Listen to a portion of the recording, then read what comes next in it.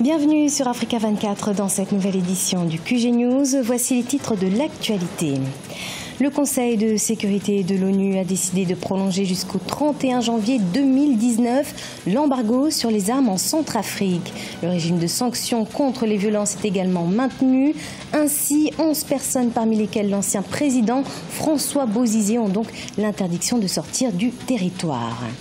Le GICAM, groupement interpatronal du Cameroun, et la communauté a organisé une réunion ce 1er février à Paris, en France. Objectif, trouver des solutions afin d'augmenter la croissance économique du Cameroun.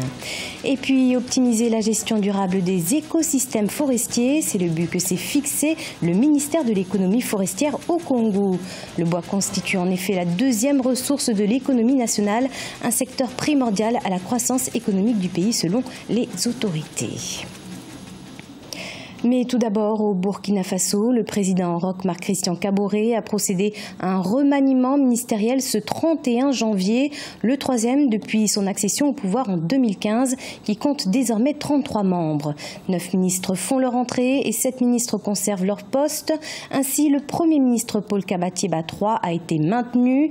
Concernant le portefeuille de la sécurité, il est désormais porté par Clément Sawadogo, ancien ministre de la fonction publique. Le député Bachir Ismaël Ouedraogo prend les rênes, quant à lui, du secteur de l'énergie. Le Conseil de sécurité de l'ONU a décidé ce mardi 30 janvier de prolonger d'une année ses sanctions contre la République centrafricaine. Depuis 2012, ce pays d'Afrique centrale fait face à une guerre civile qui oppose les factions ethniques et religieuses.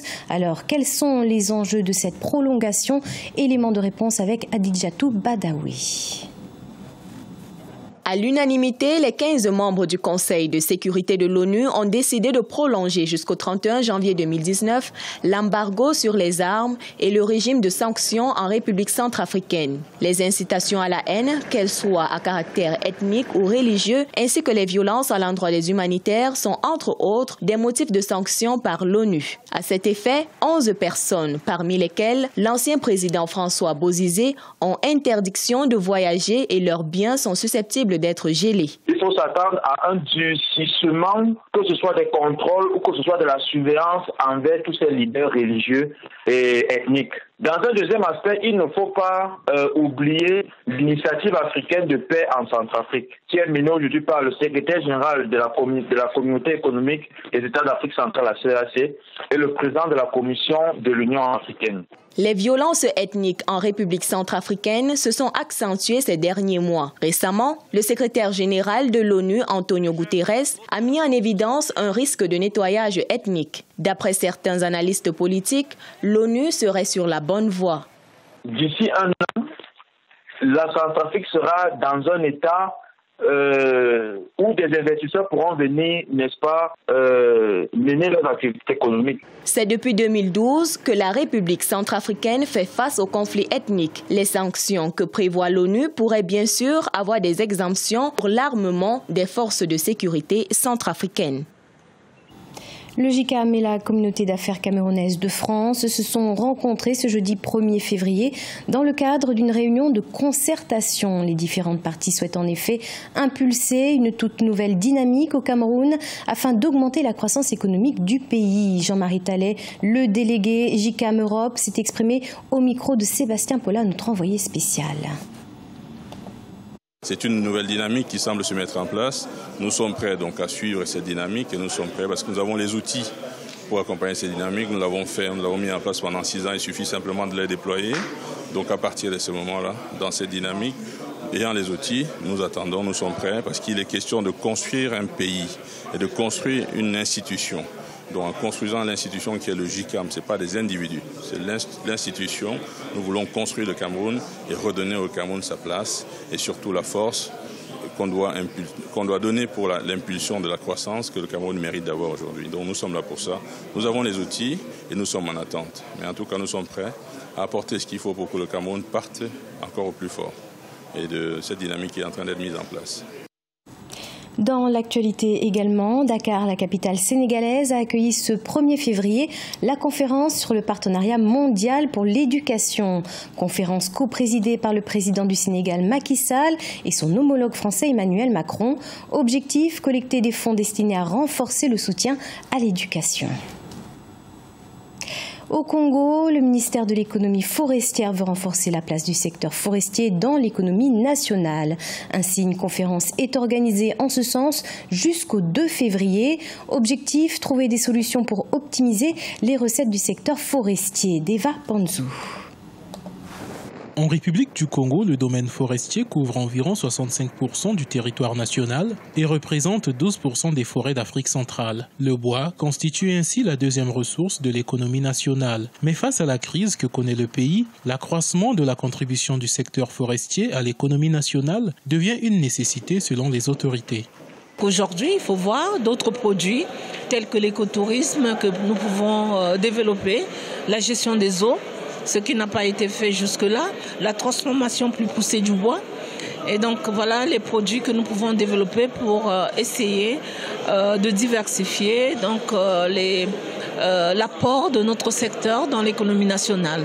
Les directions départementales et les brigades forestières qui occupent une place importante dans la gestion durable des forêts n'ont pas été épargnées par la crise du secteur, d'où l'annulation de certaines missions classiques de contrôle et d'inspection des sociétés forestières dues au manque de financement. Il faut savoir que c'est un secteur où la tentation est forte.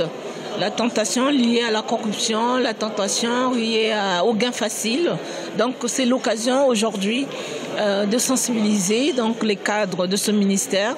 Le secteur de l'économie forestière est affaibli par plusieurs maux, dont la corruption ou encore le laxisme constaté dans le recouvrement de certaines taxes. La conférence des directeurs départementaux et des chefs de brigade de l'économie forestière, qui se tient du 31 janvier au 2 février 2018, sous le thème « Gestion intégrée des eaux, des forêts et de la faune en vue d'optimiser les recettes du secteur forestier », vise l'accroissement de la contribution du secteur forestier à l'économie nationale. En République démocratique du Congo, le choléra demeure toujours une menace selon l'UNICEF, le Fonds des Nations Unies pour l'enfance. En effet, 853 cas de choléra et 37 décès ont été enregistrés en novembre 2017 à Kinshasa. Mais la maladie touche aussi d'autres provinces du Nord Kivu et dans le Sud Kivu où près de 100 cas sont décelés chaque semaine. Cheikh Omar Bandaogo. La République démocratique du Congo connaît une persistance de l'épidémie de choléra. À Kinshasa, la capitale, et dans chacune des provinces du Nord et du Sud Kivu, les chiffres sont importants. 100 cas par semaine et par province depuis le début de l'année 2018. Selon le gouvernement, c'est la pire épidémie de choléra jamais connue par le pays depuis plus de 20 ans. Clarisse Bamikina est une habitante de Kinshasa. Son fils âgé de 5 ans a failli succomber à la maladie le 31 décembre 2017. Il a perdu connaissance pendant 4 jours. Mon fils était vraiment malade. Nous avons passé 6 jours au centre de traitement, mais maintenant il va beaucoup mieux. Clarisse habite Kanluka, un quartier pauvre de Kinshasa mais bondé. Bien que les épidémies de choléra surviennent régulièrement dans ce pays, elle affirme que son quartier connaît cette épidémie pour la première fois.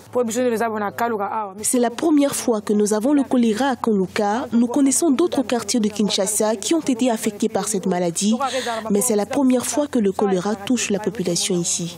Avec une population de 12 millions d'habitants, Kinshasa fait face à d'énormes difficultés d'accès à l'eau potable et à de bonnes conditions sanitaires, ce qui facilite la propagation du choléra, une maladie d'origine hydrique. Le gouvernement congolais a quant à lui ouvert des centres de traitement gratuits dans toute la ville et les agents de santé pulvérisent du chlore pour aider à arrêter la propagation de la maladie. C'était le journal de la rédaction. Merci de votre fidélité. Retrouvez dans un instant une nouvelle édition de l'information sur Africa 24.